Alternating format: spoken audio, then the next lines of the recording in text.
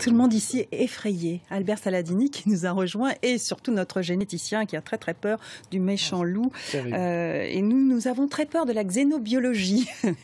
Alors il s'agit d'un terme emprunté à la science-fiction dont les généticiens se sont appropriés. Alors aujourd'hui, pour nous expliquer ce que c'est que ce mot barbare, xénobiologie, qui risque de changer le monde, Patrice Bourgeois est là. Qu'est-ce que c'est que cette bête-là ? Mais Laurence, vous savez bien qu'avec moi, on n'a pas peur des mots, en fait. Je suis là pour expliquer les choses de manière simple. En fait, la xénobiologie, c'est effectivement la science-fiction qui a inventé ce mot, et ça veut dire, c'est le même préfixe que dans la xénophobie, par exemple, dont on entend parler en ce moment. Donc c'est en grec, xénos, c'est l'étranger. Donc c'est la biologie, non pas de l'étrange, mais d'ailleurs, la biologie artificielle, la biologie de synthèse. Concrètement, ça donne quoi ? Qu'est-ce qui va changer dans notre monde d'aujourd'hui grâce à elle ? Alors concrètement, c'est essayer de mettre au point en laboratoire des formes de vie qui n'existent pas sur Terre, qu'on ne connaît pas, des formes de vie donc artificielles, pour, dans l'idée, peut-être un peu utopique, je ne sais pas, mais en tout cas avec l'idée de pouvoir la maîtriser complètement.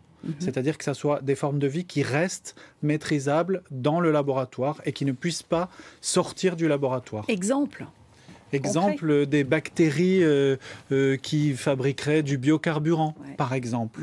C'est un des grands enjeux de la xénobiologie ou de la biologie de synthèse à l'heure actuelle. Plus de pénurie de carburant. Plus de pénurie de carburant. Voilà, des médicaments, et ça le fait rire. Forcément.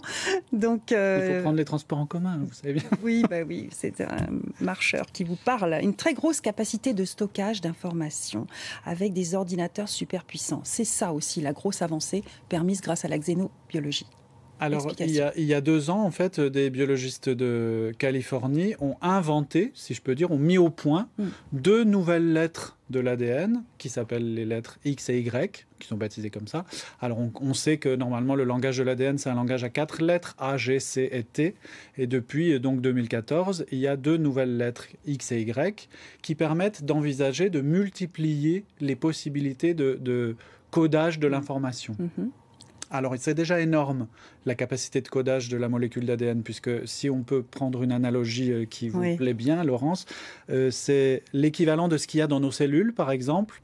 C'est comme si on faisait rentrer 16 000 km de cordes à sauter ou de cordes à grimper, dans un ballon, dans une sphère de la taille d'un ballon de basket. Donc, c'est considérable. Et ça, c'est ce qu'on a dans toutes nos cellules, déjà. Et on veut copier donc l'ADN de nos cellules, faire pareil qu'elle, concentrer les informations et obtenir des ordinateurs big. Alors voilà, ça permettrait par exemple de stocker toute la capacité, toute la mémoire de l'humanité sur une micromolécule en fait. C'est ça. Qui est déjà à notre échelle une molécule très grosse évidemment, mais en fait pour l'informatique ça correspond à une taille très très petite, très réduite. Ça peut changer beaucoup de choses dans notre monde d'aujourd'hui. La France est en avance sur cette recherche. Alors on est plutôt, bien placé dans la biologie de synthèse.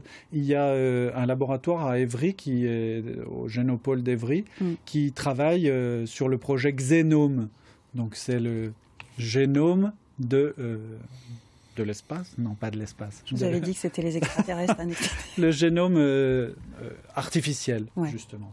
Donc il y a une première bactérie synthétique qui a été mise au point aussi aux États-Unis.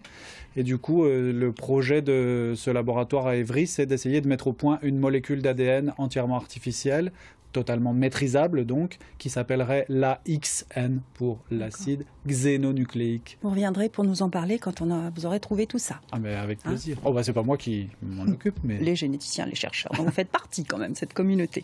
Merci beaucoup Patrice Bourgeois.